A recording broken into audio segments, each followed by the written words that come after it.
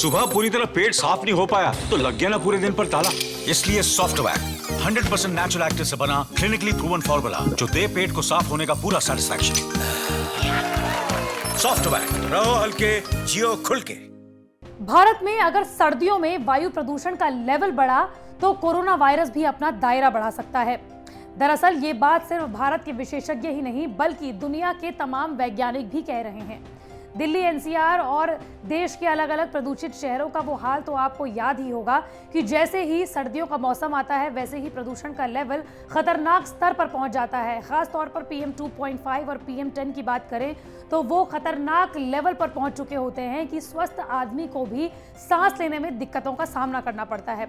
ऐसे में बच्चे, बूढ़े और दमा, अस्थमा के पेशेंट्स की बात तो आप भूल ही जाइए।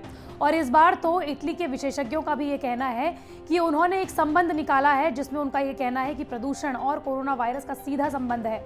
अगर प्रदूषण बढ़ा तो कोरोना वायरस अपना दायरा बढ़ा देगा। नमस्कार, मैं हूं आपके साथ श्रेया बहुगुणा और आप देख रहे हैं न्यूज तक।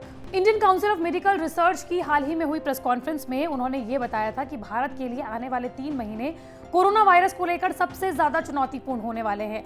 ऐसा उन्होंने इसलिए कहा था क्योंकि आने वाले दिनों में सर्दियां बढ़ने वाली हैं और जैसे ही भारत के अलग अलग शहरों में सर्दियां बढ़ती हैं प्रदूषण का लेवल भी उतना ही बढ़ जाता है। इटली में एक रिसर्च हुई है जिसमें यह पाया गया है कि जैसे ही प्रदूषण का लेवल बढ़ता है कोरोना संक्रमितों की संख्या भी बढ़ जाती है। वहां पर यह भी पाया गया कि जिन जिन शहरों में प्रदूषण ज्यादा था वहां पर कोरोना के केसेस भी ज्यादा थे। और सिर्फ इटली ही नहीं बल्कि लंदन और चीन में भी कुछ इसी तरह के केसेस पाए गए। साइंस डायरेक्ट मेडिकल जर्नल में प्रकाशित अध्ययन में PM 2.5 का स्तर ज्यादा होने पर उन इलाकों में कोरोना वायरस का फैलाव और उसकी आक्रामकता में भी तेजी पाई गई।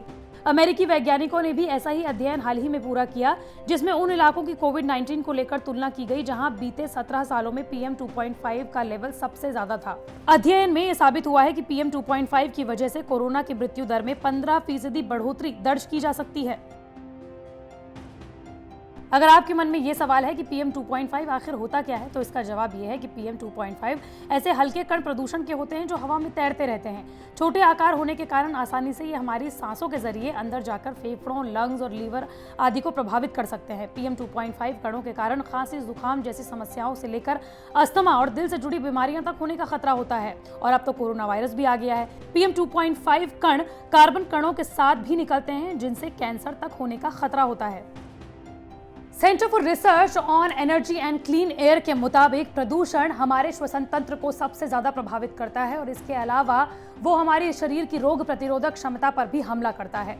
ये तो हम सभी जानते हैं कि कोरोना वायरस भी एक रेस्पिरेटरी वायरस है जो कि हमारे श्वसन तंत्र पर सबसे पहले हमला करता है और इससे ठीक होने के लिए हमारे शरीर की रोग प्रतिरोधक क्षमता को ठीक होना सबसे ज्यादा जरूरी है। लेकिन इसके अलावा पुणे के पल्मोलॉजी फाउंडेशन के मुताबिक उन्होंने एक रिसर्च की जिसमें उन्होंने दिल्ली और NCR के 1700 लोगों को शामिल किया जिसमें यह पाया गया कि इन 1700 लोगों में 38% ऐसे लोग थे जो कि स्वस्थ थे लेकिन सर्दियों के मौसम आते आते इनके सीने में जलन और परेशानी शुरू हो जाती है और इन्हें डॉक्टर के पास जाना पड़ता है। ऐसे में आप सोच सकते हैं कि जो प्रदूषण हमारी रोग प्रतिरोधक क्षमता को अफेक्ट कर रहा है वो कोरोना वायरस से हमें किस तरीके से नुकसान पहुंचा सकता है और वो भी तब जब दिल्ली, NCR और देश के अलग अलग शहरों में प्रदूषण का लेवल खतरनाक स्तर पर पहुंच जाता है।